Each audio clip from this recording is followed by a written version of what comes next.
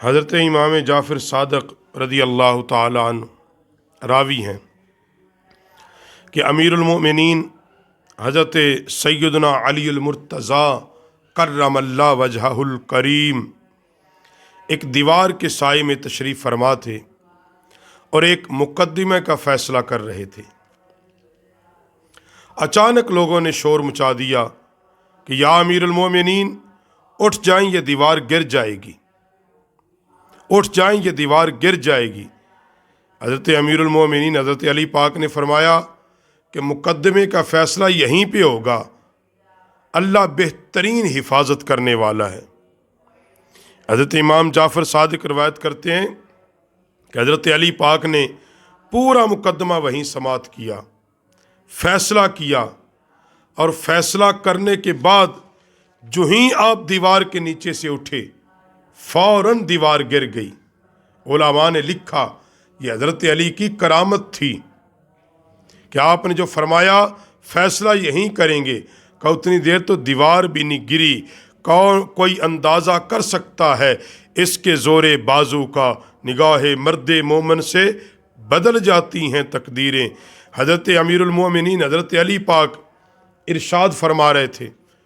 مسجد میں بیٹھے ہوئے، کوفے کی جامع مسجد میں بیٹھے، آپ ارشاد فرما رہے تھے کچھ،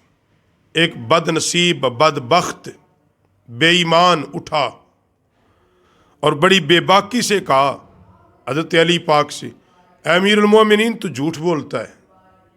یہ جو تو کہہ رہا ہے یہ جھوٹی بات ہے۔ اللہ، حضرت امیر المومنین کو جلال آیا، آپ نے فرمایا اگر میں سچا ہوں تو اللہ ضرور تجھے اپنے عذاب میں گرفتار کرے گا۔ مجھے جھوٹا کہنے والے تو جانتا نہیں میں کون ہوں، میں علی بن ابی طالب ہوں اور میں داماد رسول ہوں۔ اس گستاخ نے، کیونکہ بے ادب تو ہر دور میں بے ادب رہے نا، اور اس نے کہا جی آپ میرے لیے کوئی بد دعا کر کے دیکھ لیں۔ حضرت علی پاک نے ابھی اس کے لیے کوئی بد دعا کی نہیں،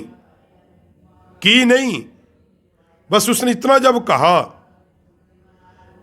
کہ آپ جھوٹ بولتے ہیں اور آپ میرے لیے بد دعا کر کے دیکھ لیں، بس اتنا کہنا تھا، اس کے منہ سے جو جملے نکلے، اچانک وہ دونوں آنکھوں سے اندھا ہو گیا، آنکھوں کی نظر غائب ہو گئی۔ مطلب کیا ہے کہ اللہ اپنے حبیب کے غلام کی کوئی بے ادبی کرے، بندے نے صرف علی پاک کی یہ گستاخی کی تو اللہ نے اس کو نابینا کر دیا۔ اور حضرت علی پاک پھر تو علی پاک تھے داماد رسول، اور آپ کی علم کی بات کریں، امیر المومنین حضرت علی پاک کے ساتھ میدان کربلا کے اندر جب ایک مقام سے واپسی پر ٹھہرے نا، تو حضرت علی پاک نے جب نام پوچھا یہ جگہ کون سی ہے، بتایا گیا یہ کربلا ہے، تو حضرت علی پاک کی آنکھوں میں آنسو آئے۔ ساتھیوں نے پوچھا حضور آنسو کیوں آئے؟ فرمایا یہ وہ میدان ہے جہاں میرا بیٹا امام حسین شہید کر دیا جائے گا،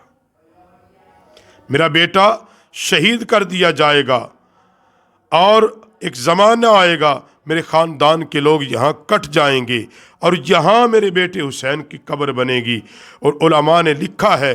کہ وہیں امام عالی مقام کا مزار پر انوار ہے جہاں علی پاک نے نشاندہی کی تھی۔ تو بتانے کا مقصد یہ ہے کہ علی یہ بھی جانتا ہے کہ کس کو کہاں موت آئے گی اور وہ موت بھی کیسی آئے گی اور اس کی پھر کہاں پہ قبر بنے گی، یہ علی پاک نے اپنی زندگی میں پہلے بتایا۔